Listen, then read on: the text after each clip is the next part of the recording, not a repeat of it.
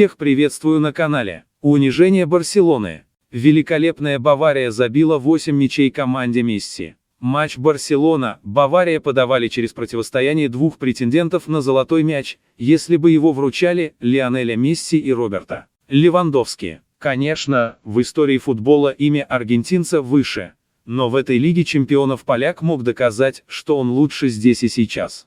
Мнения перед встречей на Лиссабонском стадионе де Луж звучали разные. Левандовски – это отражение команды и ее желание взять требл. Это не просто лучший игрок мира на данный момент. Его характер, воля, менталитет победителя и концентрация на больших целях сейчас уникальны. Больше ни у кого этого нет, заявил легенда Баварии Лотар Матеус. Примерно те же слова произнес и экс-форвард немецкого клуба Джованни Элбер, сравнивая поляка с аргентинцем. Левандовски отличный футболист, но я считаю, что он не находится на одном уровне с Месси. Думаю, это понятно, парировал главный тренер Барселоны Кики Сетьен. Наставник Баварии Ханс-Дитер Флик, как ни удивительно, публично поддержал коллегу и соперника, нельзя сравнивать Левандовского и Месси. Роберт – выдающийся игрок атаки, нападающий. У него много качеств при игре внутри штрафной, он всегда забивает. Он также отдает голевые передачи. Но, думаю, Месси с отрывом лучший игрок мира в последние годы. Разгром за 10 минут. Однако о конкретной дуэли Месси и Левандовски, наверное, все забыли с первого удара по мячу. Какой же яркий и на редкость открытый для плей-офф Лиги чемпионов футбол продемонстрировали Бавария с Барселоной. Правда, сине-гранатовых хватило лишь на полтайма. Чемпионы Германии прессинговали команду Кики Сетьена так же агрессивно, как прессингуют всегда, а каталонцы к такому совсем не привыкли. Между тем, Левандовски уже на 4-й минуте отметился результативным действием. Поляк ассистировал открывшему счет Томасу Мюллера. Этот эпизод показал, что Барселона совершенно не готова к атакам Баварии на скорости, и дальнейшие события только подтвердили это. Барселона поначалу отвечала ударом на удар, пока ее не отправили в нокаут. Чудесный заброс от Климана Лангля вслепую для Йозуа Кимиха зону завершился двухходовкой Альба Алаба. Защитник каталонцев прострелил, и защитник немцев срезал мяч в собственные ворота. После этого Луис Суарес выскочил 1 на 1, а Месси, забросив мяч в штрафную, попал в штангу. Забей Барса в тот момент второй гол, возможно, все закончилось бы для нее не так плохо. По крайней мере в первом тайме. В течение всего 10 минут, с 21 по 31 Бавария катком проехала по команде Сетьена, словно не с топ-клубом Примера играла, а с Падерборном. Немцы подстроились под то, как соперник играет длинными передачами, и перекрыли центр поля. Барселона просто не понимала, что делать с мячом в позиционном наступлении. Когда такое вообще было?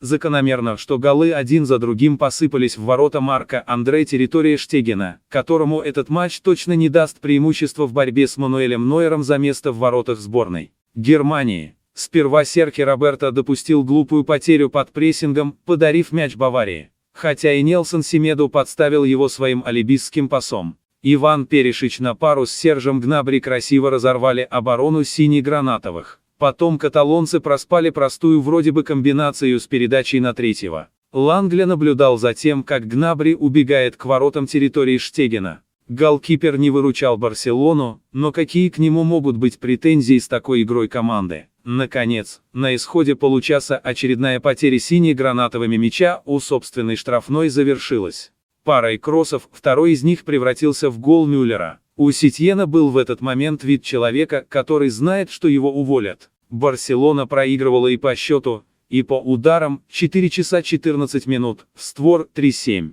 Барселоне забивал даже Каутиньо. Трудно понять, пытался ли Сетьен что-то поменять в перерыве. Разве что выпустил на второй тайм Антуана Гризманна. Очевидно, тренер не поставил француза в основу, чтобы у Барселоны был лучший баланс между обороной и атакой, но выход более полезного в обороне Артура Видаля не скрыл командных проблем. Ненадолго каталонцы оживили интригу. Жером Боатенг, видимо, совсем потерял концентрацию, Луис Суарес очень просто разобрался с игроком Баварии. Конечно, нужно отметить и то, как длинной передачей начал атаку опустившийся за мячом к своим защитникам Месси. Тем не менее Бавария быстро вернула себе крупное преимущество. Как не обидно для болельщиков сине-гранатовых, На Делуж играли команды разного класса по организации игры. Оборона Барселоны продолжала совершать катастрофические ошибки. Семеду в очередной раз оставили в дураках. Теперь левый защитник Альфонсо Дэвис, а Френки де Йонг не добежал за правым защитником Киммихом.